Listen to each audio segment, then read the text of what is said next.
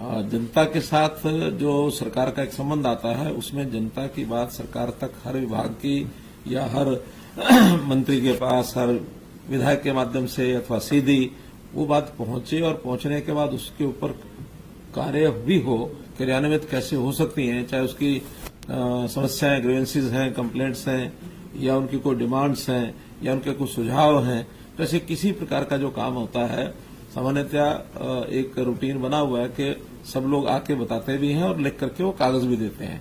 और मैं तो स्वयं आगे बढ़ के कहता हूं कि कोई बात बतानी है तो कागज पर लिख करके दोगे तभी उसको कहीं ना कहीं आगे कर पाएंगे। केवल बता देंगे तो बताई हुई बातें बहुत ज्यादा स्मरण में रहती नहीं है, फिर काम के प्रेशर के कारण से चीजें पिछली भूलती हैं, आगे आती चली जाती हैं। तो उसका एक सिस्टमेटिक ढंग से हमने वैसे तो पहले दिन से ही ये सारे काम शुरू किए। जब 2014 में 25 दिसंबर को हमने जो गुड गवर्नेंस डे मनाया था उसके अंदर सीएम विंडो ये शुरू किया था। और सीएम विंडो का जैसे आप इस पर भी देख ही रहे हैं कि 11 लाख और 6,899 ये कंप्लेंट्स उस पर रिसीव हुई है, जिसमें 10,23,728 ये कंप्लेंट्स रिजॉल्व हो गई हैं। तो इस नाते से जो इन टाइम हुई 3,06,000 बताई जा रही है, लेकिन बहुत सी ऐसी होती है जो प्रोसेस में टाइम लगता है, वो भी रिजॉल्व हुई है लेकिन थोड़ा टाइम ज्यादा लगा है। इसी प्रकार से दूसरा एक पोर्टल जनता के लिए वो 2 बनाए थे, एक शहर के लिए अलग, गांव के लिए अलग। शहर का है नगर दर्शन, गांव का है ग्राम दर्शन। उसमें भी हर गांव का या शहर का अपने एरिया का जो नागरिक अपने हैं वहां की कोई डिमांड है, उसमें मेनली डिमांड्स हैं अपने विकास के काम के लिए, छोटी बड़ी कोई उसकी शिकायत होती है, ये काम किया जाए, ये काम किया जाए, तो वो ग्राम दर्शन और नगर दर्शन में वो उसको अपलोड करते हैं। और अपलोड करने के बाद वो अपने आप डायरेक्टली डिपार्टमेंट के पास जाती है। डिपार्टमेंट के लोग उसको एनालिसिस करते हैं, उसकी फिजिबिलिटी देखते हैं, उसका एस्टिमेट तैयार कराते हैं, फिर उसको अप्रूवल कराकर उसको कंप्लीट करने का काम करते हैं। वो भी पिछले 1 साल से हमने उसमें काफी किया है, उस पर भी काफी प्रगति हो रही है। लेकिन शुरू में चूंकि वो नया पोर्टल था तो उसमें विधायकों के और चुने हुए प्रतिनिधियों का भी उसमें रोल था। तो चुने हुए प्रतिनिधि हमारे पंचायतों के, ग्राम पंचायत को तो अब आकर के बने हैं, केवल विधायक रिकमेंड करते थे, अब कोई भी चुनाव प्रतिनिधि जो है उसको रिकमेंड करके भेज सकता है और उस पर काम शुरू हुए हैं। और इसी प्रकार से अब ये आज जो ये पोर्टल शुरू कर रहे हैं, इस पिछले लगभग 4 महीने से मैंने जन संवाद के जो कार्यक्रम शुरू किए हैं। पहले जिलानुसार कुछ स्थानों पर किए, 3-4 जिलों में जिले के सब लोग ऐसे कंप्लेंट्स वाले एक ही स्थान पर आते थे। 500 से लेके 800 तक ऐसे लोग आते थे, मिलते थे, अलग अलग ग्रुपों में बैठा करके, और उनकी बात हम सुनते थे और जो लिखित कागज उनके होते थे वो फिर डीसी लेवल की जो चीजें हैं वही डिप्टी कमिश्नर उनको देते थे, वो इसको इस जनसंवाद पोर्टल के ऊपर चढ़ाएंगे। और जो चंडीगढ़ के हमारे साथ होते थे डिपार्टमेंट के नाते जो लेके आते थे उसको हम यहां चढ़ाएंगे। तो इस प्रकार का सारा कार्यक्रम हमने शुरू किया। बाद में फिर अब गांव-गांव में जाने का जो कार्यक्रम किया है, हर जिले के लगभग 15 से 15 के आसपास गांव में मेरा जाना होता है 3 दिन लगातार। तो 3 दिन का जो मेरा अभी तक दौरा हुआ है, पहले भिवानी में हुआ, फिर पलवल में हुआ, फिर कुरुक्षेत्र में हुआ और अब 13, 14, 15 में सिरसा जा रहा हूं। तो इसमें भी हर गांव में 200 से लेकर 400 तक लोग जो है अपनी चीजें जो है हमको बताते हैं। तो ऐसे कुल मिलाकर के हर दौरे में ये कोई 800, 1000, 1200 इतनी एप्लीकेशंस और इतने वो चीजें आती हैं और ये सतत चलने वाला काम है। अब इसका मैकेनिज्म बनाना और मैकेनिज्म बना करके हर कागज के ऊपर उसको रिस्पॉन्ड करना और हर कागज का संज्ञान लेकर के उसकी समस्या का हल करना, इसका एक सिस्टम बनाया है और सिस्टम में से काफी चीजें हल हो रही हैं, ऐसा भी हमको लग रहा है। इस जनसंवाद पोर्टल को बनाते हुए जो इसका प्रारंभिक जिसको कहना चाहिए कौन सा वर्जन होता है जो लॉन्च करने से पहले डेमो जो उसका वर्जन है उसको हमने चालू किया है। उस डेमो वर्जन में अभी तक 3,609 ऐसी एंट्रीज ये हो चुकी हैं, लेकिन अभी उसको मैंने भी लगातार उसको मैं रिव्यू भी करता हूं। जो कुछ उसमें कमी दिखती है या जो उसका जो रूट जो उसका मैप करना होता है, उसकी ट्रैकिंग सिस्टम वो सारा बनवाया ताकि नीचे के अधिकारी पर भी ये चीज अपने आप पहुंच जाए और वो उसको जिसको रिजॉल्व करना है, जिसने ओन किया है, उसको ओन करने के बाद टाइमलाइन वो बताते हैं कि इस काम में इतने दिन लगेंगे और वो दिन उसमें चढ़ाता है। उतने दिन के बाद फिर उसकी जिम्मेदारी होती है, उसको हम यानी उसकी जिम्मेदारी ठहराते हैं कि इतने दिन में हुआ है कि नहीं हुआ, नहीं हुआ तो उससे पूछताछ होती है। तो ये सारा एक सिस्टम बना है। इस सिस्टम के माध्यम से गांव के आम आदमी की जो समस्याएं हैं वो रिजॉल्व होंगी। उसके बताए हुए काम, इसमें किसी भी प्रकार का काम आएगा, चाहे वो ग्रीवेंस हो, चाहे वो सुझाव हो, चाहे वो डिमांड हो, इवन ट्रांसफर्स की भी कई ऐसी एप्लीकेशन लोग दे देते हैं, वो हमारे ट्रांसफर डिपार्टमेंट को चली जाती है, वो उसका ऑनलाइन है तो ऑनलाइन के हिसाब से उसको उत्तर जाता है, भी ऑनलाइन है। और जो ऑनलाइन नहीं है, मैनुअल ट्रांसफर है, वो मैनुअल ट्रांसफर उसकी इच्छा के हिसाब से हम करते हैं। तो मोटे तौर पर पब्लिक यानी जो सिटीजन सेंट्रिक ये सारी चीजें हमने बनाई हैं ताकि सिटीजन कोई भी बात अपने गांव में अपने घर में बैठे बैठे हमको भेजे और हम उसका काम करके उसके घर में उसको बता सकें। और मैं समझता हूं कि इतना जो एक विस्तृत ये जो सारी योजना बनाई है हरियाणा सरकार ने, इस प्रकार की योजना मुझे नहीं लगती किसी और सरकार की भी है। और इसमें से मुझे वो दिन याद है कि जब इसी 4th फ्लोर के ऊपर 1996 से 98 तक जब हम सरकार में शामिल थे, चौधरी बंसीलाल जी की सरकार में, और ये फ्लोर भरा रहता था। और खास करके हमारे शिक्षा मंत्री जी का कमरा तो पैर रखने की जगह नहीं होती थी। अगर हमें भी बात करनी होती थी तो घंटों लग जाते थे उनसे बात करने के लिए 1 मिनट। लेकिन आज वो सब चीजों से मुक्त हम इसलिए हुए हैं कि व्यक्ति को यहाँ आने की आवश्यकता नहीं है, उसका पैसा नहीं लगता, उसका समय नहीं लगता। और बात वही जो उसको 3 दिन 4 दिन में यहाँ आकर के वो बताता था, वो 1 मिनट में अपनी बात हमको भेजता है। तो टेक्नोलॉजी का एक उपयोग हम करके चीजों को कर रहे हैं। और इसका जो जनसंवाद के मेरे जो कार्यक्रम चल रहे हैं जनता के 3-3 दिन के जिलानुसार, बहुत बड़ी सेटिस्फेक्शन इसके अंदर है। कई विषय और भी हैं इसके साथ सेटिस्फेक्शन के, लेकिन ये जो ऑनलाइन का सिस्टम है जनता बहुत पसंद कर रही है।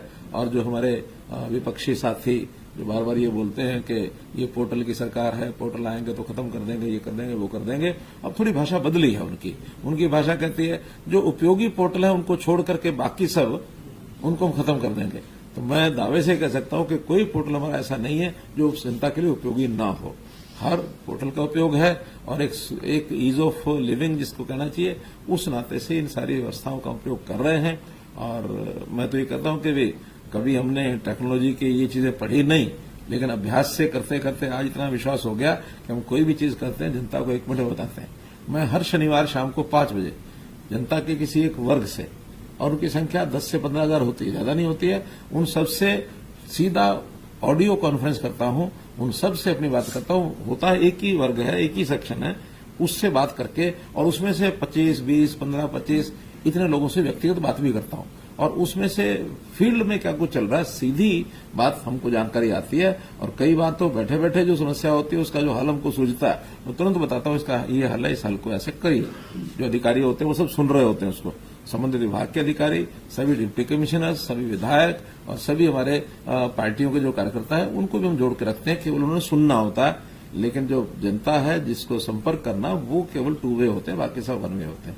तो इस प्रकार का एक कार्यक्रम आज लॉन्च किया है। इस अवसर पर मैं विभाग के सभी अधिकारी जो हैं हमारे, उन सबको बहुत बहुत बधाई देता हूं इस बात की कि एक अच्छा कार्यक्रम शुरू किया।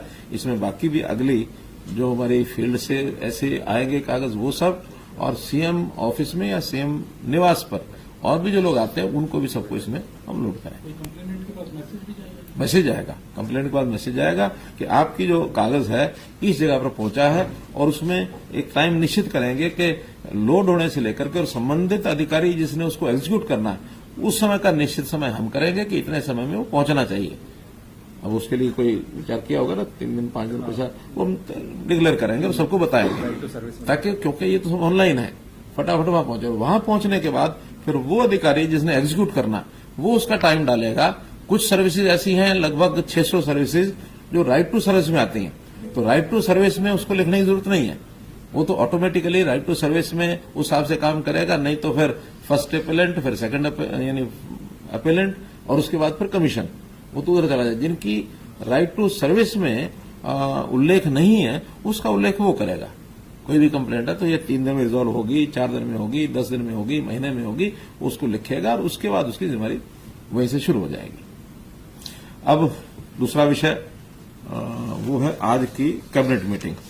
तो मित्रों, आज की कैबिनेट मीटिंग में एजेंडास के 22 विषय थे, और उस 22 विषय में जो सबसे महत्वपूर्ण था वो हर वर्ष की भांति वो रहता है एक्साइज पॉलिसी। तो एक्साइज पॉलिसी हर साल बनती है। ये पहले तो 31 मार्च तक बना करती थी, लेकिन कोविड में इसका कुछ समय परिवर्तन हुआ था, उस नाते से अब ये हर वर्ष की पॉलिसी जून 11 तक खत्म होती है। जून 12 से नई पॉलिसी शुरू होती है, तो जून 12 से नई पॉलिसी शुरू होगी। आज अभी 1 महीने का समय जो है इस पॉलिसी के हिसाब से अब उनकी ऑक्शन होनी है या जो वेंडर्स तय करने हैं उस सारी प्रोसेस में लगेगा, और नया जो वर्ष है इस एक्साइज पॉलिसी का, वो 12 जून से अगले साल की 11 जून तक ये रहेगा। और उसमें मुख्य रूप से जो चीजें आज तय की गई है, उसमें पहला विषय तो यही है कि हमारा जो पिछले वर्ष का यानी वर्ष भर का जो टारगेट था रेवेन्यू का, पहली बार वो 10,000 करोड़ रुपया पार होने जा रहा है, क्योंकि अभी उसमें 1 महीना बाकी है। तो उस 1 महीने का जो एवरेज के हिसाब से 10,000 करोड़ रुपए से लगभग 10,500 करोड़ रुपए पहुंच जाएगा। और पहली बार ये 10,000 करोड़ से ऊपर होगा। 2014 में 14-15 में जब हम सत्ता हमने संभाली थी, उस समय ये लगभग 3200 करोड़ था। इन्हें 3 गुना से भी ज्यादा ये रेवेन्यू हुआ है। और अगर मैं पिछले 5 साल की बात करता हूं तो ये 5 साल में भी दुगना हो गया है। उस समय भी लगभग 5,500 करोड़ था, तो ये दुगने के आसपास 5 साल में यानी पहुंचा है। 5 साल यानी ये अब से 5 साल यानी ये है 2023 का, तो 2018 का यानी पिछली टर्म से भी 1 साल पहले का। तो एक अच्छी जो हमारी प्रोग्रेस है, प्रगति है, इसमें से व्यवस्थाओं को पता लगता है कि व्यवस्थाएं हमने खूब अच्छी की हैं। बावजूद इसके कि कुछ शिकायतें बीच में जो आती रहती हैं, उन शिकायतों का निवारण कैसे करना, उस पर कैसे शिकंजा कसना, वो हर वर्ष आगे हम बढ़ते हैं, उन चीजों को ठीक करते हैं। तो इस नाते से इन चीजों को ठीक करते हुए और हमने अपना ये रेवेन्यू बढ़ाया है। लास्ट ईयर बताया 10,000, तो इस बार 11,500 करोड़ का टारगेट है। वो तो उससे पिछले साल से, हाँ, तो 23%। इस बार भी ये 15% आंकड़ा आंक करके चल रहे हैं कि 10,000 करोड़ से 11,500 करोड़ रुपया ये आएगा। लेकिन उसमें भी डिपेंड करता है कि साल भर में, क्योंकि ये चीज एकदम बहुत एक्सपेक्टेशन के हिसाब से एकदम फिक्स चलती है, ऐसा नहीं है, कई चीज में अदल बदल होती रहती हैं। लेकिन फिर भी न्यूनतम जो है हमारा 11,500 करोड़ का टारगेट है। इसके ऊपर बहुत कुछ फैक्टर्स ऐसे हैं जिसका डिपेंड करता है, तो मुझे लगता है उससे बढ़ जाएगा। अभी तक कुरुक्षेत्र ऐसा नगर था जिसको हमने इन चीजों से एक प्रकार से होली सिटी के नाते से उसका दर्जा था, पवित्र एक शहर के नाते से। अब उसमें हमने पंचकुला भी जोड़ दिया, तो मनसा देवी, माता मनसा देवी के मंदिर के नाते से तो पंचकुला का भी एक एरिया उसमें तय किया कि वहां भी शराब के ठेके नहीं होंगे।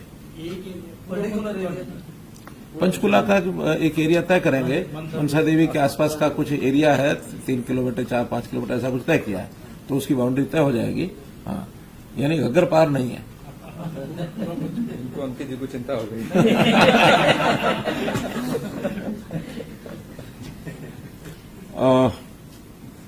इसी में इस बार का जो कुल अधिकतम संख्या जो पिछले बार डीलर्स जो बने थे हमारे रिटेल की दुकानें, वो 2500 के आसपास थी। इस बार हमने टारगेट 2400 का रखा है, 100 कम रहेंगे। बहुत जगह से ऐसी डिमांड्स आ रही हैं कि गांव में उनमें ठेके न खोले जाएं। उन डिमांड्स को ध्यान में रखते हुए तो आंकड़ा ये लगभग 2400 तक जाएगा। और हम उसमें कुछ न कुछ कमी कर रहे हैं, ज्यादा नहीं कर रहे हैं, लोगों की डिमांड के हिसाब से।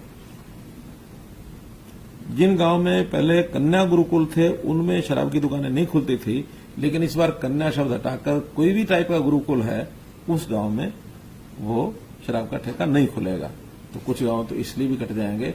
और अगर आगे किसी गांव में शराब नहीं लोग चाहते हैं तो उनका प्रस्ताव आना और ये करना वो करना, उसकी वजह सिंपल रास्ता ये है कि एक गुरुकुल का स्कूल शुरू करें तो शराब का ठेका अपने आप बंद हो जाएगा।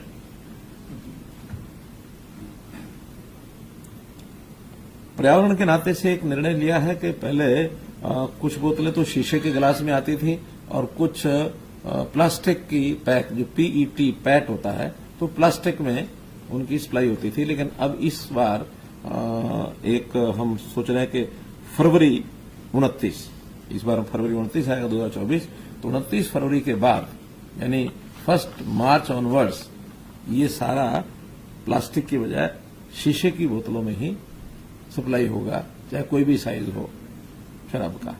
तो इसलिए पर्यावरण के नाते से नो प्लास्टिक, इस नाते से इसको हम आगे बढ़ा रहे हैं।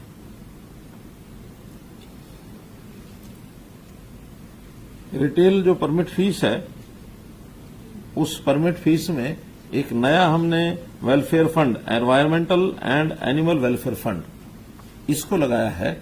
और इसमें लगभग 350 से 400 करोड़ रुपया अतिरिक्त मिलेगा। और ये 400 करोड़ रुपया विशेष काम के लिए उपयोग करेंगे, जिसकी घोषणा मैं बजट में कर चुका हूं। 400 करोड़ रुपया मालूम है ना? इसीलिए एनुअल वेलफेयर फंड, हाँ, इस नाते से वो 400 करोड़ का उपयोग करेंगे ताकि हम ऐसे जो बेसहारा पशुधन है उसको सड़कों से मानो उसको वहां से उठा करके और कहीं ना कहीं उनके लिए आहते बनाए जाएं और उसमें उनका यानी रखना, उनकी व्यवस्था, उनके चारे की, उनकी बाकी चीजें हो सकें ताकि एक बड़ी समस्या से हम निजात पा सकें। पहले गांव में 4000 की आबादी तक एक वेंड और इससे ऊपर 2 वेंड भी, यानी वेंड का मतलब जो सब वेंड यानी उपठेका, ये खोलने का प्रावधान था। उसको हमने 2 की बजाय 1 ही कर दिया है कि 1 ही सब वेंड होगा गांव में, 2 नहीं होंगे। इसलिए इस पर भी थोड़ा हमने कंट्रोल किया है। इस नाते से आज एक विषय ये था। दूसरे विषय जो उल्लेखनीय हैं, जो आपके सामने उल्लेख करना चाहूंगा, उसके अंदर पहला तो एक पंजाब पुलिस नियम 1934 में एक फंड बना हुआ था और उस फंड का नाम था handy side fund, Sanders fund. ये 2 फंड चल रहे थे जो पुलिस के पास होते थे। अब नाम रखे हुए किसी का कभी ध्यान नहीं गया। और ये फंड्स कौन से हैं जिनके नाम से रखे हुए हैं? जलियांवाला बाग में जो सैंडर्स का नाम आता है उसके नाम से, अंग्रेजों के नाम से फंड चल रहे थे। तो हमने इसका एतराज जताया कि इस प्रकार के फंड्स का क्या मतलब होगा। इसलिए आज विधिवत उन दोनों फंड्स के समाप्त करके और सारा जो पुलिस का फंड आता है उसमें भी जो होगा बाकी होगा तो पुलिस वेलफेयर फंड जो होता है उसी में डाला जाएगा। इसलिए 2 हैंडीसाइड फंड और सैंडर्स फंड, इनको समाप्त किया गया है। एक हमने डायरेक्टरेट ऑफ स्टेट ऑडिट ये बनाया है। अभी तक जो सीएजी यानी जो अटॉर्नी जनरल, जो ऑडिटर जनरल का एक ऑफिस होता है, वो सभी स्टेट्स के फंड्स का ऑडिट करता है, लेकिन उसमें लोकल जो बॉडीज हैं उसका ऑडिट शामिल नहीं होता। हम स्पेशली कहें तब को जाके करते हैं, अन्यथा नहीं। अब हमने एक अपना लोकल जो ऑडिट फंड है वो बनाया, स्टेट ऑडिट फंड। तो स्टेट ऑडिट फंड में अब उसके अंदर चाहे विश्वविद्यालय हैं, चाहे हमारी कोऑपरेटिव जो सोसाइटीज हैं, बोर्ड्स हैं, कॉर्पोरेशंस हैं, जितने हमारे स्थानीय अथॉरिटीज हैं, और इन सब पीएसयूज जो स्टेट गवर्नमेंट के हैं वो, और स्टेट गवर्नमेंट के द्वारा किसी प्रकार की जो हम वित्त पोषित करते हैं, उनको कोई भी हम अनुदान देते हैं, उसमें स्थानीय इकाई भी आ गई, पंचायतें भी, नगर पालिका है, नगर परिषद है, नगर निगम, जिला परिषद, ये सब इकाइयों का भी अब ऑडिट, ये जो स्टेट ऑडिट अथॉरिटी ये करेगी। डिपार्टमेंट, स्टेट ऑडिट डिपार्टमेंट के माध्यम से ये सब होगा। तो इसके लिए अलग से व्यवस्था ये बनाई जाएगी, ये भी हमने। और ये फेसलेस ऑडिट होगा जो आईटी पोर्टल के माध्यम से ज्यादातर स्थानों पर, जैसे खास करके हमने जो हरियाणा इंजीनियरिंग वर्क्स पोर्टल जो बनाया है, उस पोर्टल का भी ऑडिट, वो कहीं का भी ऑडिट, कहीं दूसरे स्थान का ऑडिट भी ऑटोमेटिक कर सकता है। वो अचानक उनको किसी भी स्थान का और कंप्यूटर के द्वारा ही असाइनमेंट मिलेगी कि आपने इस जगह के सारे ऑडिट को करना है। मानो एक ऑडिटर अंबाला में बैठा हुआ, वो पलवल का भी ऑडिट कर सकता है। एक झज्जर में बैठा हुआ ऑडिटर कैथल के लोगों, कैथल के अकाउंट्स का भी ऑडिट कर सकता है। तो सब ऑनलाइन ऑडिट होगा। इससे एक सिस्टम में पारदर्शिता और जवाबदेही ये सुनिश्चित होगी। फिर इसके बाद एक है गांव के अंदर जो हमने ग्राम सचिव लगाए हुए थे, वो ग्राम सचिव, उनकी पदों की संख्या भी कम थी अभी तक, उन संख्या को बढ़ा दिया गया है। और वास्तव में तो उनकी एक्चुअल संख्या वो भी कोई 2000 से आसपास, उससे भी कम थी, 1800 के आसपास। नई भर्ती करके ये 4487 संख्या काडर की ये कर दी गई है। और अब 3 तरह की उनकी काडर बनेगा। एक तो जो पहले से हैं लगे हुए ग्राम सचिव, जिनकी क्वालिफिकेशन +2 है, उनको ग्राम सचिव 1 कहा जाएगा। उसमें नई भर्ती भी होगी। और अभी भी जो ग्रेजुएट्स हैं, ग्रेजुएट्स एंड कंप्यूटर का जो जानने वाले हैं, उनको सबको काडर 2 में रखा जाएगा, ग्राम सचिव 2, ताकि नीचे वालों की प्रमोशन होकर चले जाएंगे। नई भर्ती भी वो सारी अब ग्राम सचिव 2 की ही होगी, जिसमें ग्रेजुएट विद कंप्यूटर ये अनिवार्य होगा। और तीसरे तरह के होंगे, इन्हीं में से जो सीनियर लोग होंगे ग्राम सचिव 2 में, उनको महाग्राम सचिव, जो हमारे 135 महाग्राम हैं, उनके लिए उनको लगाया जाएगा। 135 लोगों को उसमें ग्राम सचिव, महाग्राम सचिव बनाया जाएगा। और इस प्रकार से 3 कैडर ग्राम सचिव के होंगे। इससे गांव का जो काम है, जैसे जैसे हम विकेंद्रीकरण कर रहे हैं, ग्रामों को और बाकी सब लोगों को जो अधिकार अधिक दिए जाते हैं, उनको कामों का बंटवारा करके उनके जिम्मे काम भी ज्यादा लगाए जा रहे हैं, बजट भी ज्यादा दे रहे हैं, तो इन ग्राम सचिवों का भी अपना रोल हो जाएगा। तो उधर ऑडिट और ग्राम सचिवों की संख्या बढ़ाना और पंचायत को ज्यादा शक्ति देना, ताकत देना, पारदर्शिता के साथ ई टेंडरिंग के माध्यम से वो काम करें, तो ये उस प्रोसेस का एक हिस्सा बनेंगे। फिर मंत्रिमंडल ने आज जो नए सब डिवीजन हैं, उनकी जिनकी डिमांड आ रही थी, ऐसे 6 नए सब डिवीजन ये बनाए हैं। उन 6 नए सब डिवीजन में मानेसर, जुलाना, नीलोखेड़ी, नांगल चौधरी, इसराना और छछरौली, ये नए सब डिवीजन बनाने के लिए भी हमने प्रस्ताव पारित किया है। इस समय इतना ही है कि पहले 2.5 लाख तक की पॉपुलेशन के जो बनते थे, बाद में विचार करके कुछ और जो जोड़ने के लिए एक रिलैक्सेशन दी गई है कि 2 लाख से ऊपर आबादी के भी एरिया को सब डिवीजन बनाया जा सकता। तो उसमें 6 जो हैं उसके अंदर करते हैं, एलिजिबल होते हैं। 2 ऐसे भी हैं जिनकी डिमांड तो थी लेकिन एलिजिबल नहीं हुए हैं, वो बुआनीखेड़ा और कलानौर। उनकी जनसंख्या अभी भी कम बैठती है, आसपास के गांव जो बाकी हैं उनकी सहमति नहीं अभी बनी है, तो जैसे उनकी भी जनसंख्या पूरी होगी तो उस पर विचार किया जाएगा।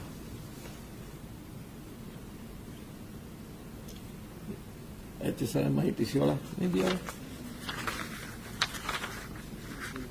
अच्छा, एक हमारे जो पुराने एम्प्लॉइज जो रिटायर हो चुके हैं, रिटायर क्या हुआ है, HSMITC, जिसको हमने डिपार्टमेंट को ही खत्म करके और उनको एक प्रकार से रिटायरमेंट उनकी हो गई थी, तो बहुत पहले उनको पेंशन का पैसा जो उनका EPF वगैरह या और जो चीजें थी, उतना ही पैसा बहुत कम मिलता था, 2000-2500 के आसपास मिलता था। और उन लोगों ने, किसी ने चेक नहीं किया, उन लोगों ने ओल्ड एज पेंशन भी लेनी शुरू कर दी थी। नियम ये होता है कि या तो ओल्ड एज पेंशन मिलेगी या कोई दूसरी पेंशन है तो वो मिलेगी। अब चूंकि वो भी बहुत कम थी और ये भी उस समय तो 1000, 1200-1500 रही होगी, उससे भी कम रही होगी, क्योंकि एम्प्लॉय रिटायर हुए थे 2006-8 में उनको शायद बंद कर दिया गया था। उस समय ओल्ड एज पेंशन भी बहुत कम थी, लेकिन फिर भी कुछ लोगों ने वो लेनी शुरू कर दी, वैसे ये भी ले रहे थे। किसी एक समय में डिपार्टमेंट ने विचार किया कि जब 2 जगह है तो एक जगह का पैसा वापस लिया जाए, और वो पैसा लगभग 15-16 करोड़ रुपया बन गया था। बाद में उन लोगों ने रिकमेंड किया कि हमारे 2-2.5 हजार रुपया है, हमको ओल्ड एज पेंशन भी नहीं मिलती और हमें यहां से भी कुछ मिलता नहीं है, तो उनको हमने 6,000 से लेकर 20,000 रुपए तक मानधन देना शुरू किया। ऐसे जो रिटायर्ड एम्प्लॉय थे, ये लगभग 800 के आसपास थे, तो ऐसे लोगों को 6,000 से लेकर और 20,000 रुपए तक ये पैसा दिया। उधर से रिकवरी डाल दी गई थी, डिपार्टमेंट रिकवरी डाली कि 2 जगह ले रहे इसलिए वापस करो। एक समय ऐसा आया कि डिपार्टमेंट ने वो जो उनको 2,500 जो ले रहे थे उनकी ये बंद कर दी, 6,000 से लेकर 20,000 तक, 1 साल का वो उनका बंद रहा। तो जब समस्या ध्यान में आई तो आज हमने उसको रिजोल्व कर दिया है कि जो पिछला उनका बकाया है 6,000 से 20,000 जो हमने तय किया था 1/10/20 से, वो 1/10/20 से उनका जो एरियर बचा हुआ वो सारा उनको मिलेगा। और जो पहले रिकवरी बनती है उस रिकवरी में भी जो उस 1/10/2020 से पहले 1 साल का उतना ही रिकवर करेंगे, यानी 1/10/19 से 1/10/20 के बीच में जो लिया या 1/10/20 के बाद भी जो लिया वही रिकवर करेंगे विदाउट इंटरेस्ट। और उससे पहले का चाहे वो ओरिजिनल अमाउंट है चाहे इंटरेस्ट है वो सब छोड़ दिया है, ताकि एक सुविधाजनक तरीके से लगभग 2,000 एवरेज भी अगर हो तो 1 साल का 22-24 हजार बनता है, तो किसी का 20,000 किसी का 22,000, तो 20-22 हजार रुपया उनका जो एरियर बनेगा वो निकाल करके बाकी पैसा उनको देकर पुनः उनकी 6,000 से 20,000 वो चालू हो जाएगी। इस एक प्रकार से जो विवाद सा था उसका सोल्यूशन किया है, तो उनको हमने ये पेंशन की राहत जो रिकवरेबल अमाउंट थी उसको वेव करके और ये हमने दिया है। इसी प्रकार जो हमारी एग्री बिजनेस और फूड प्रोसेसिंग पॉलिसी, उसमें भी थोड़ा और राहत देते हुए कि कुछ 4 उसके पार्ट थे, उसमें 2 पार्ट्स में तो काफी लोगों की डिमांड थी, लेकिन 2 भाग ऐसे थे जिसकी डिमांड उसकी नहीं आ रही थी। तो जो बजट 2 पार्ट्स का जहां डिमांड नहीं थी उसका भी परिवर्तन करके जिनकी डिमांड थी उसमें डाल करके और उसको पूरा कर दिया गया है। तो बैकवर्ड फॉरवर्ड लिंकेज स्कीम के अंतर्गत 25 योजनाएं जो हैं उनमें और एक 15 अतिरिक्त योजनाएं ये स्थापित की जाएंगी, जिसमें इंटीग्रेटेड कोल्ड चेन और वैल्यू एडिशन स्कीम ताकि वो जो एग्रो बिजनेस है उसके अंदर वैल्यू एडिशन करने के जो प्रावधान है और उसमें चेन सप्लाई का जो सिस्टम है उसको और मजबूत किया जाए। तो ये 160 रुपए का बजट जो उधर ट्रांसफर किया और इसमें भी लगभग 3500 करोड़ रुपए का और निवेश आएगा, जिसमें 20,000 लोगों को रोजगार ये और मिलेगा। तो इस प्रकार से जो खाद्य संस्करण परियोजना है इसको बढ़ावा देने के लिए एक प्रस्ताव हमारे इंडस्ट्री डिपार्टमेंट का और एग्रीकल्चर डिपार्टमेंट का ये था। फिर इसी प्रकार से इंडस्ट्रियल कॉलोनी, उस इंडस्ट्रियल कॉलोनी में भी थोड़ा परिवर्तन किया है कि पहले 50 एकड़ तक की जो कॉलोनी थी उसके अंदर एक 20% का और मिक्स लैंड यूज का एक प्रावधान था। अब हमने 50 एकड़ की बजाय उसको 25 एकड़ कर दिया कि 25 एकड़ में 20% और 50 एकड़ में 25% कर दिया, अर्थात एक 5% की वृद्धि उत्तरोत्तर और आगे जो बड़ी इंडस्ट्री एरियाज हैं उनको 5% मिक्स लैंड यूज इसका लाभ ज्यादा मिलेगा ताकि उनको वायबल हो जाए, क्योंकि जितना मिक्स लैंड यूज होगा उसमें उनका वायबिलिटी बढ़ती है। इस नाते से वो एक प्रावधान ये किया गया है। एक विषय बहुत दिनों से लटका था, वो था रोहतक में पैरावर की जमीन। हमने इसको देखा ही होगा कि कितना विवाद उसका बना है। कोई नहीं, वो करें, दिक्कत नहीं है, लेकिन ये विषय तो एक तरीके से आखिर सरकारी सिस्टम बिना तरीके के होता नहीं है। वो तो ये कहते हैं ना अजीब करके जाओ, हमारे स्टेज पर देके जाओ। अब ये सरकारी सिस्टम ऐसे नहीं होते, बहुत मुश्किल से उन चीजों को ठीक किया है। पहले तो जो 33 वर्ष की लीज 2008 में शुरू हुई थी और वो 2041 में खत्म होनी थी, अब हमने पिछला उसका क्योंकि रद्द हो चुकी थी, इसलिए अब 2023 से आज से 33 साल की लीज उनको हो जाएगी।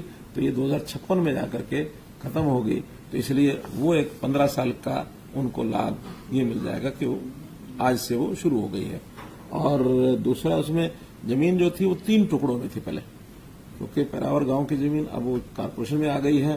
तो 3 टुकड़ों में अब उनकी जमीन को इकट्ठा कर दिया गया, एक चौरस उसको शेप दे दी गई है। और जो ऊपर से बिजली की तारों के हैवी जो कनेक्शन होता है हाई टेंशन की जमीन को बाहर निकाल करके उनको जो साफ जमीन है, क्लियर लैंड, वो उनको दे दी गई है। इसलिए उसका भी उसमें मामला ठीक कर दिया गया। और अब उनकी जो है नया म्यूनिसिपल कॉर्पोरेशन रोहतक नया एक उनके साथ एग्रीमेंट करेंगे और उस एग्रीमेंट लीज एग्रीमेंट में 33 साल का हो जाएगा। फिर उसके बाद उनका काम शुरू है, वो अपने जो भी प्रावधान करना है एजुकेशन के लिए, वो एजुकेशन का अपना, क्योंकि गौड़ ब्राह्मण प्रचारणी सभा बनी हुई है, तो गौड़ ब्राह्मण प्रचारणी सभा उसके अंदर अपना निर्माण करने के लिए पहले शुरू की पॉलिसी जो 2008 में थी उसमें 2 साल का प्रावधान था कि 2 साल के अंदर उनको बनाना था और 2 साल की एक्सटेंशन थी। अब नई उसमें हमने स्कीम में कहा है कि 5 साल में बना सकते हैं और 5 साल के बाद और 5 साल का भी एक्सटेंशन का प्रावधान उनका किया है। तो इसलिए क्योंकि आखिर संस्थाएं हैं, संस्थाओं को पैसा इकट्ठा करना बढ़ाना करोड़ों रुपए का काम है, कोई छोटा तो है नहीं। और उस सारे को करने के लिए उनको समय की सुविधा और ज्यादा दी जाए। तो ये आज एक विधिवत तौर पर इसको, लैंड कितनी है टोटल सर? कुल 15 एकड़ है, 15 समथिंग है। तो उसमें भी अभी तक एचएसवीपी ने उसमें बीच में एक्वायर कर ली थी 12.5 एकड़, वो 12.5 एकड़ वापस जो है कारपोरेशन को कर दिए। तो टोटल 15 एकड़ कारपोरेशन जो है उनके साथ लीज करके उनको दे देगी। 2 लाख रुपया टोटल मिला के लीज की राशि होगी वार्षिक, और 5% हर साल उसमें वृद्धि होती रहेगी। अभी यहां से मंत्रिमंडल ने फैसला कर दिया, अब तो एक विधिवत उनके साथ एग्रीमेंट, लीज एग्रीमेंट होना, वो कारपोरेशन करेगा। 33 साल, आज से 33 56, यानी वो 2008 से पहले 33 साल था, वो रद्द करके अब 2023 से 33 साल 2056 तक हो गया।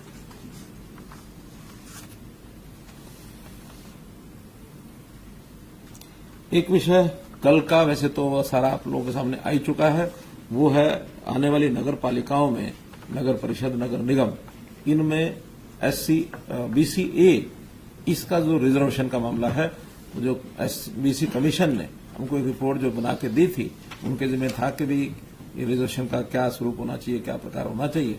तो उन्होंने बीसीए का रिजर्वेशन रिकमेंड किया था। उसके आधार पर कल हमने वो रिपोर्ट स्वीकार की थी।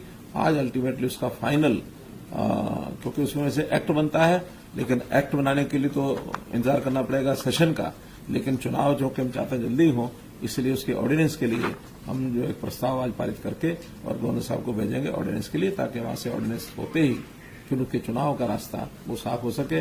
वही जो कल की चीज है कि उसमें कुल हरियाणा में जितनी भी सीटें हैं मेयर की अथवा नगर पालिका नगर परिषद के चेयरमैन की, अलग अलग 8% संख्या जहां हाईएस्ट आबादी है वो उनको रिजर्व करेंगे।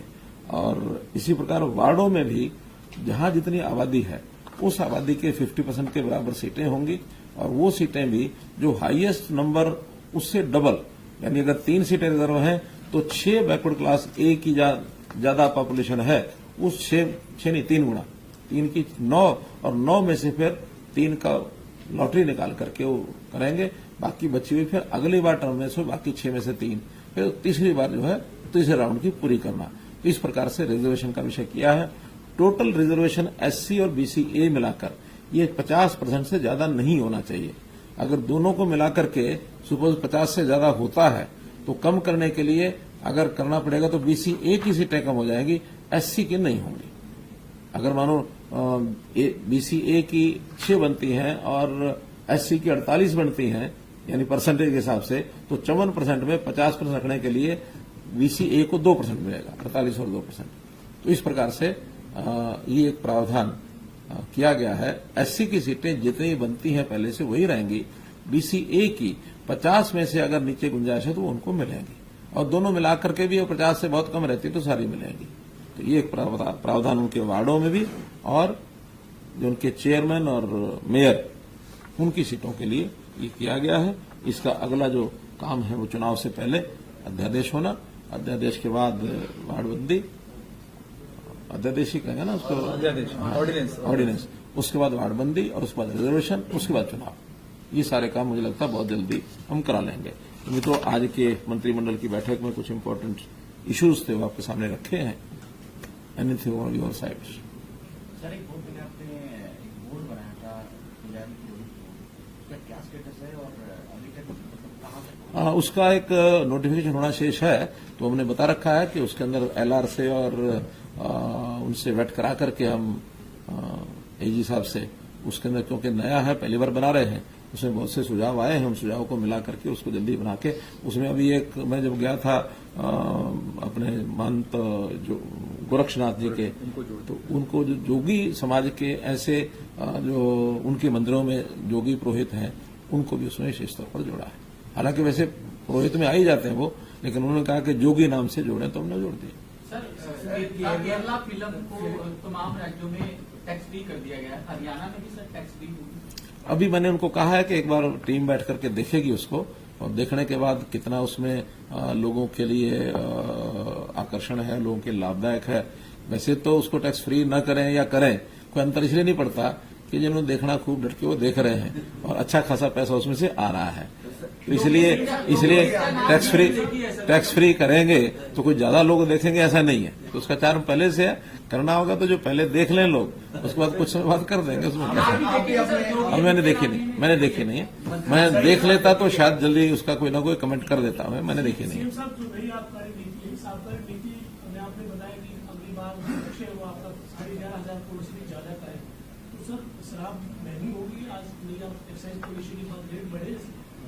ऐसा वैसे तो रेट में पॉलिसी के अंदर मिनिमम रेट तय किए जाते हैं कि यही एक ऐसा विषय है जहां मैक्सिमम नहीं करते, मिनिमम करते हैं।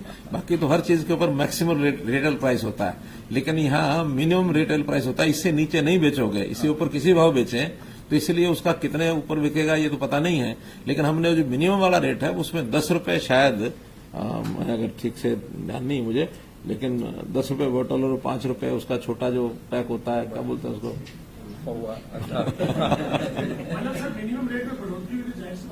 हाँ, तो 5-10 रुपए है। क्योंकि स्वाभाविक है कि उसके अंदर अगर बढ़ेगा तभी वो ऑक्शन में कुछ ज्यादा आएगा तो उसी में से आएगा, जेब से। हाँ, तो कोई किसी ने जेब से तो देना नहीं है। आज 2 विषयों पर बात करेंगे। पहला विषय तो यही जो जन संवाद का पोर्टल है,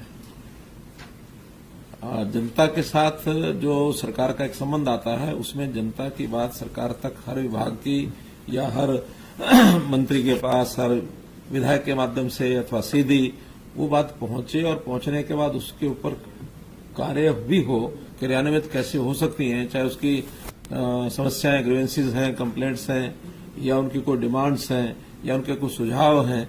तो ऐसे किसी प्रकार का जो काम होता है, सामान्यतः एक रूटीन बना हुआ है कि सब लोग आके बताते भी हैं और लिख करके वो कागज भी देते हैं। और मैं तो स्वयं आगे बढ़ के कहता हूं कि कोई बात बतानी है तो कागज पर लिख करके दोगे, तभी उसको कहीं ना कहीं आगे कर पाएंगे। केवल बता देंगे तो बताई हुई बातें बहुत ज्यादा स्मरण में रहती नहीं है, फिर काम के प्रेशर के कारण से चीजें पिछली भूलती हैं, आगे आती चली जाती हैं। तो उसका एक सिस्टमेटिक ढंग से हमने वैसे तो पहले दिन से ही ये सारे काम शुरू किए। जब 2014 में 25 दिसंबर को हमने जो गुड गवर्नेंस डे मनाया था, उसके अंदर सीएम विंडो ये शुरू किया था। और सीएम विंडो का जैसे आप इस पर भी देख ही रहे हैं कि 11 लाख और 6,899 ये कंप्लेंट्स उस पर रिसीव हुई है, जिसमें 10,23,728 ये कंप्लेंट्स रिजॉल्व हो गई हैं। तो इस नाते से जो इन टाइम हुए वो 3,06,000 बताई